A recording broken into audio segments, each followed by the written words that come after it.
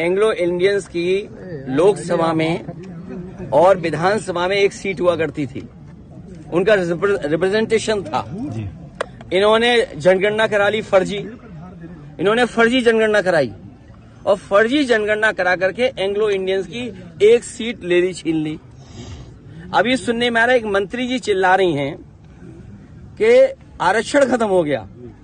अच्छा, आप खुद सोचिए, सरकार में भी रहेंगे और आरक्षण की भी बात करेंगे, तो जिन्हें आरक्षण की चिंता है, जो पिछड़े दलित और अल्पसंख्यक आदिवासी भाई बहन हैं, चाहे वो दिल्ली में हो चाहे लखनऊ में है, तुरंत बीजेपी को छोड़ दें, तुरंत छोड़ दें।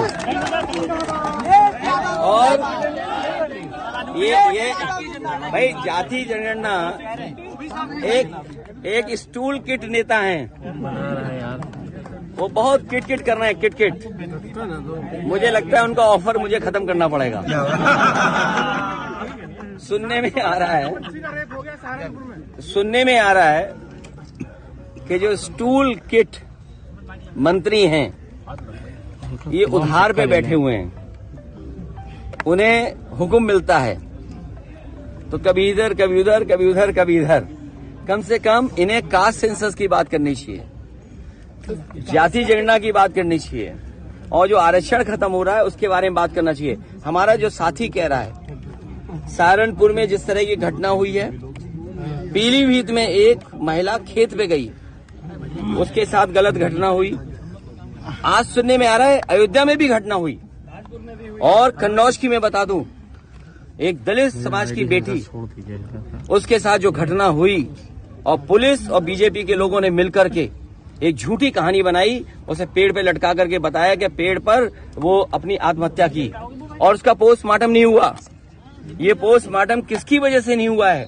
वहां के बीजेपी के नेता हैं जिनकी वजह से पोस्टमार्टम उस बेटी का नहीं हुआ है।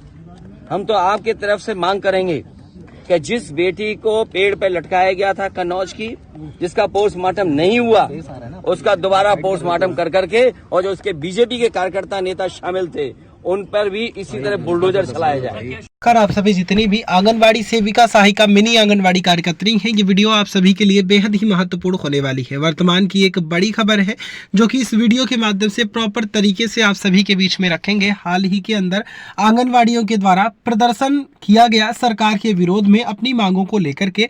हालांकि प्रदर्शन के बाद एक काफी ज्यादा सकारात्मक कदम देखने को मिला है। फिलहाल एक छोटी सी वीडियो के क्लिप के माध्यम से सारा बयान आपके सामने स्पष्ट करेंगे। आप सभी से एक अनुरोध है, वीडियो को आप पूरा देखें। चैनल को अभी तक आपने सब्सक्राइब नहीं किया है, आप इसे तुरंत ही सब्सक्राइब भी कर लें। अब चलते हैं अपडेट पर। चुनाव से पहले भारतीय जनता पार्टी षड्यंत्र करना चाहती है चुनाव से पहले, और उनका लक्ष्य पहले दिन से रहा है कि समाजवादियों को कैसे बदनाम किया जाए, और खास कर से के मुसलमानों को लेकर के उनकी जो सोच है वो अनडेमोक्रेटिक है, अनकॉन्स्टिट्यूशनल है। ये सोचिए, एक मुख्यमंत्री योगी, तो इसका मतलब ये है कि अगर कोई योगी, अगर वो लोकतंत्र पर भरोसा नहीं करता है और कॉन्स्टिट्यूशन पर भरोसा नहीं करता, वो योगी नहीं हो सकता है। मैं 3 घटनाओं का उदाहरण देना चाहता हूं आपके सामने जी। पहली घटना हाथरस, जिसमें एक साधु संत के कार्यक्रम के लिए, परमिशन के लिए भारतीय जनता पार्टी के विधायक और नेताओं ने लिखा था, लेकिन जो प्रशासन को काम करना चाहिए था, जिस जिम्मेदारी से सुरक्षा और उन चीजों का इंतजाम करना था, वो नहीं किया, जिसका परिणाम ये हुआ कि बड़ी संख्या में लोगों की जान चली गई। न केवल जान गई है, उनका नुकसान हुआ बड़े पैमाने पर। बहुत से लोगों का हाथ पैर या जो भी नुकसान हुआ, उसका कोई मदद सरकार ने नहीं की। दूसरा, आपने देखा होगा गोमती नगर में जो भी बना उनको दे देना, और जब मुख्यमंत्री ने सदन में ये कहा, सूची तो हालांकि बहुत लंबी थी, इसमें पुलिस का दोष कम है, पुलिस तो पूरी सूची दी थी, लेकिन भारतीय जनता पार्टी के जो मुख्यमंत्री और सरकार, वो ये चाहती है कि पुलिस भी भारतीय जनता पार्टी की कार्यकर्ता बन जाए।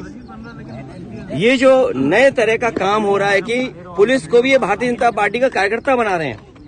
जब पुलिस ने सूची दी सब नामों की, तो आखिरकार मुख्यमंत्री जी ने केवल यादव और मुस्लिम का नाम क्यों पढ़ा?